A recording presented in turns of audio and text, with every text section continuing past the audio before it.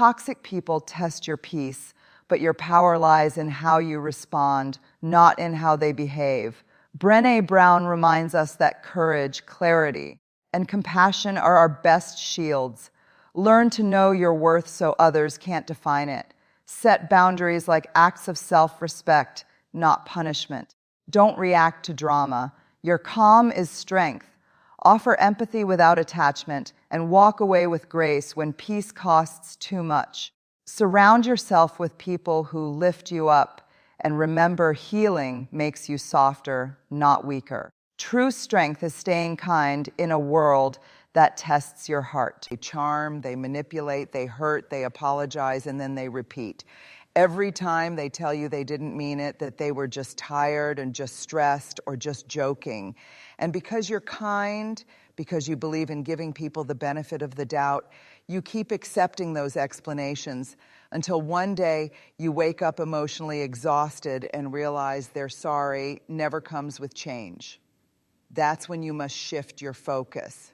Stop asking why are they like this, and start asking why do I keep allowing it?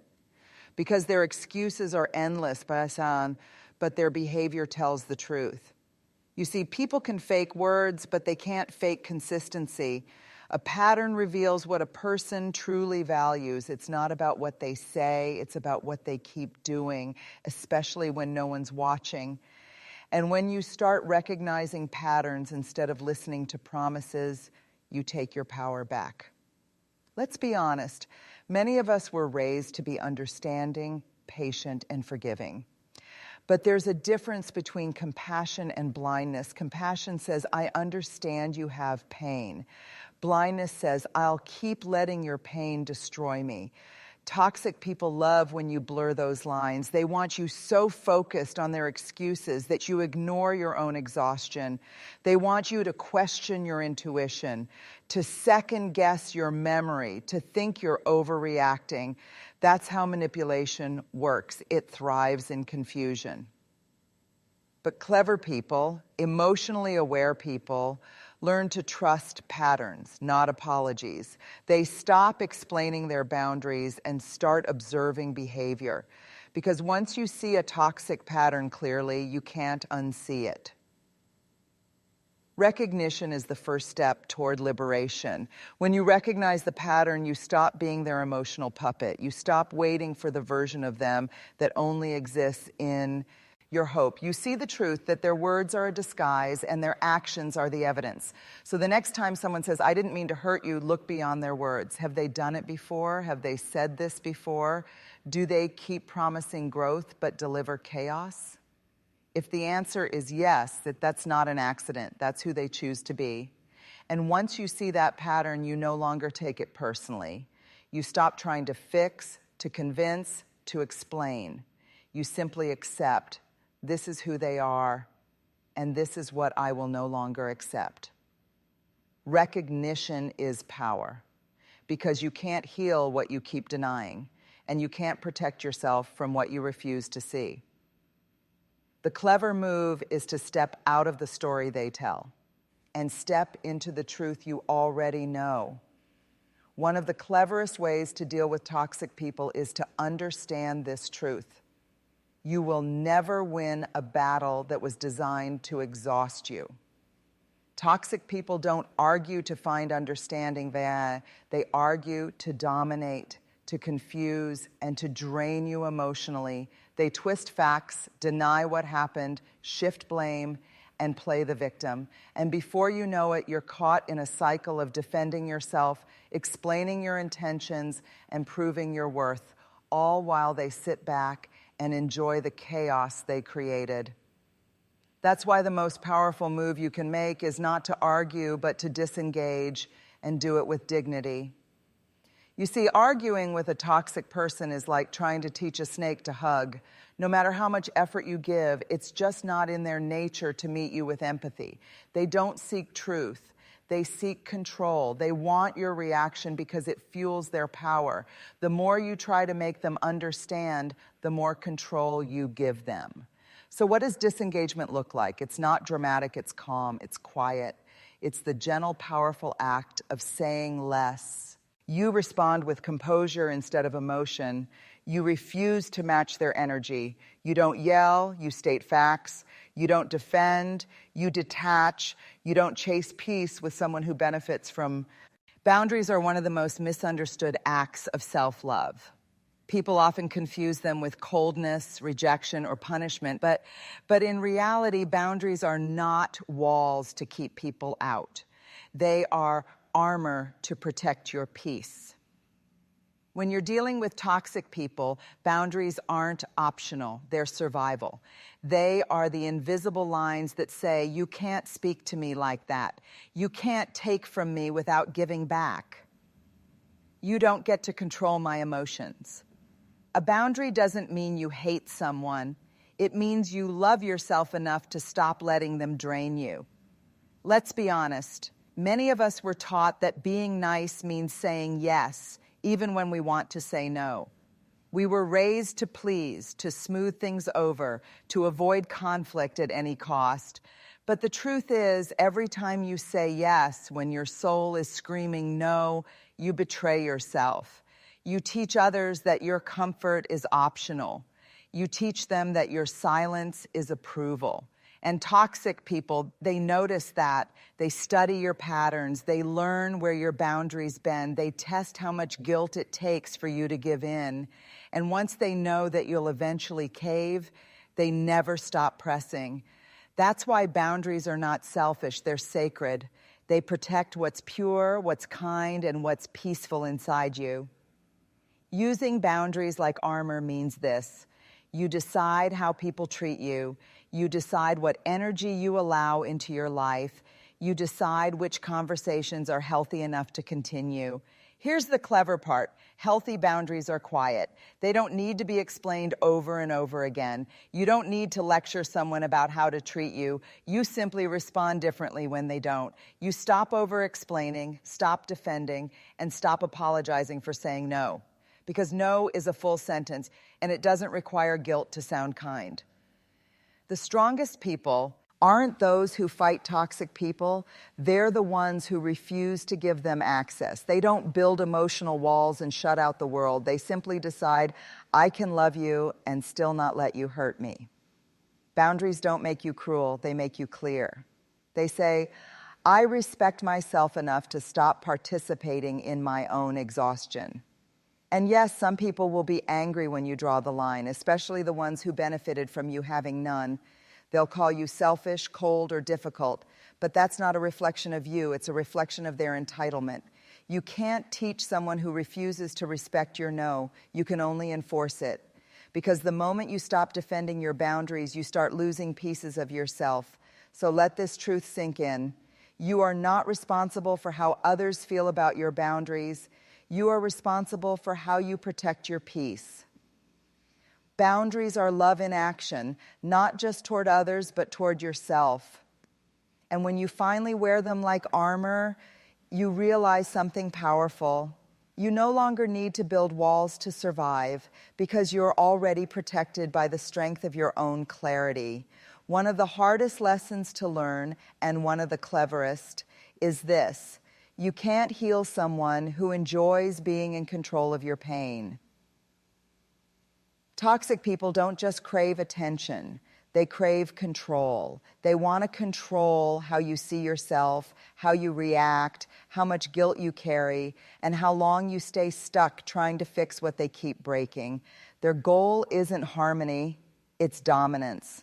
And they often disguise it behind phrases like, you're overreacting. I didn't say that. You're too sensitive.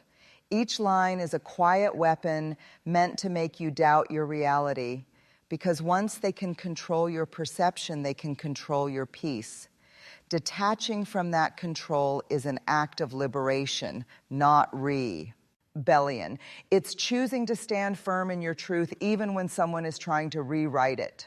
Here's the clever truth. Detachment doesn't mean you stop caring. It means you stop participating in the... So remember this. Detachment isn't giving up on love, it's giving up on control. It's saying, I will love you from a distance, but I will no longer sacrifice my peace for your chaos. When you detach, you stop dancing to the rhythm of their manipulation and start walking to the beat of your own clarity. That's not weakness, that's wisdom. And the moment you realize you don't need anyone's permission to feel peaceful, that's when you become truly free. That's what clever emotional independence looks like. Calm, clear, unshakably grounded in your truth.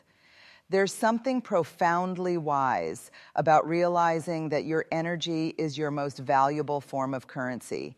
Your attention, your focus, your peace, your time, they are all deposits of your life. And every person you interact with is either an investment or an expense. Toxic people, they are emotional thieves. They don't just take your time, they take your clarity, your confidence, and your calm. And if you're not aware, they'll keep making withdrawals until you're emotionally bankrupt. Protecting your energy doesn't mean you stop caring. It means you start caring smarter. You begin to notice who replenishes you and who drains you, who celebrates your growth and who feels threatened by it, who listens when you speak and who just waits for their turn to talk. The clever truth is this: not everyone deserves access to your energy. Just because someone wants your attention doesn't mean they've earned it. Just because they call you doesn't mean you have to answer. Just because they need something doesn't mean it's your responsibility to provide it. Protecting your energy is emotional budgeting. You decide where to spend your effort and who's worth the emotional investment. Many of us are generous souls. We give and give, hoping our kindness will be appreciated, hoping our understanding will be enough to fix the brokenness in others. But the truth is, you can't pour from an empty cup. You can't save people who are committed to staying the same. You can't heal in environments that constantly hurt you. And that's where boundaries meet energy protection. You start saying no with grace, maybe later with confidence, and I can't without guilt, because your peace isn't up for negotiation anymore. Here's the clever shift. When you treat your energy like a currency, you stop spending it on things that don't bring returns. You stop entertaining arguments that lead nowhere. You stop trying to prove yourself to people determined to misunderstand you. You stop overgiving to relationships that never pour back into you. Protecting your energy also means protecting your environment, your physical space, your digital space, your emotional space. You begin to curate what surrounds you. You unfollow what drains you. You limit who gets to be near you.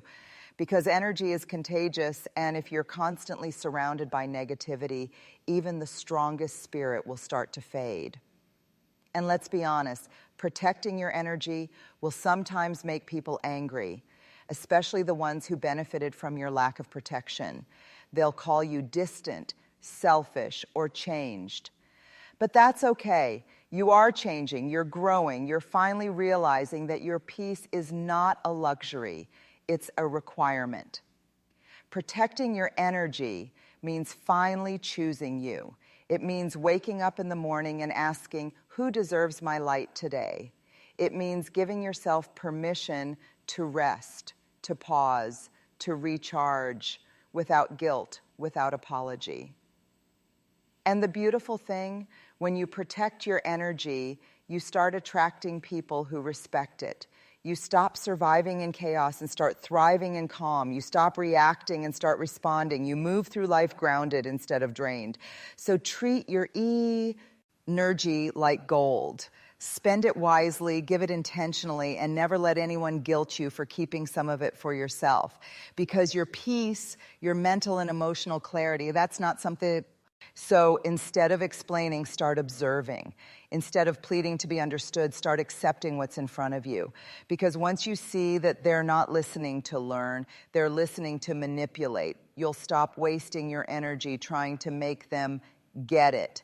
And here's the most empowering part. When you no longer need to be understood, you become untouchable. Their words lose power. Their opinions lose weight. Their manipulation loses direction. You start operating from a place of calm certainty because you finally know who you are, even if they never do. Let me be clear. This isn't about becoming hard or emotionless. It's about understanding that your truth doesn't require an audience. Your peace doesn't need applause. Some things you can only validate within yourself. And when you do that, you'll find something magical. Silence becomes your strength. You'll no longer feel the need to explain your boundaries, your distance, or your choices. Because people who respect you won't need explanations, and people who don't respect you won't accept them anyway. So stop trying to be understood by toxic people. You can't convince someone who's committed to distorting your reality. You can't make them see your heart through the fog of their own ego. Instead, choose peace, choose stillness, choose self-trust. And let your silence be the loudest statement you ever make. Because in the end, the goal isn't to be understood by everyone, it's to be at peace with yourself. And when you reach that point, you'll never again need anyone's approval to stand confidently in your truth. There comes a moment in every person's journey when you realize that you don't need to fight for peace. You simply need to walk away from chaos.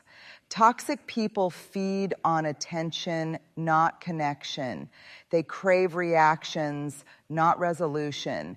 They want you entangled in explaining, proving, defending, because as long as you're trying to convince them, you're still under their control. That's why one of the cleverest, strongest moves you can ever make is to walk away quietly. You don't need a grand speech.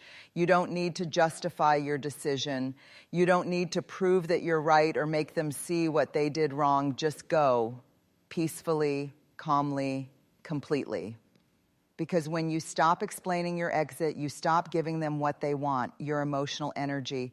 They expect anger. They expect tears. They expect you to beg or explain.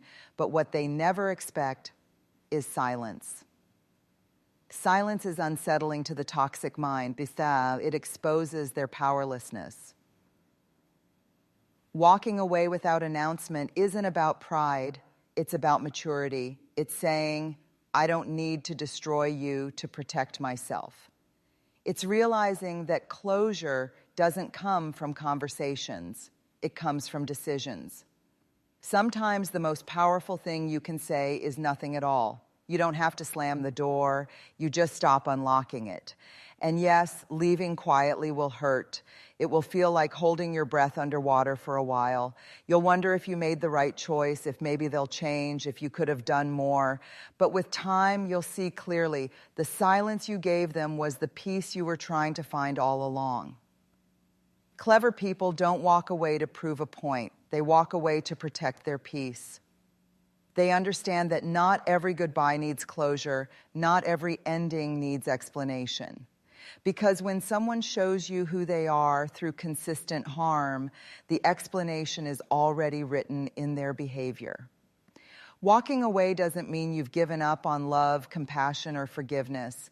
It means you've given up on the illusion that you can change someone who doesn't want to change. You're choosing yourself, your peace, your future, your healing. The beauty of walking away without announcement is that it shifts the power dynamic completely. You're no longer the responder, you're the decision maker. You're no longer reacting to their chaos. You're Toxic people don't just appear by accident. They often mirror the wounds we haven't healed yet. That's not about blame, it's about awareness. Because healing yourself is the cleverest, most powerful way to stop toxic patterns from repeating in your life. When you don't know your worth, you attract people who confirm that. When you fear being alone, you attract people who make you feel lonely. When you haven't healed from being overlooked, you attract people who ignore your needs.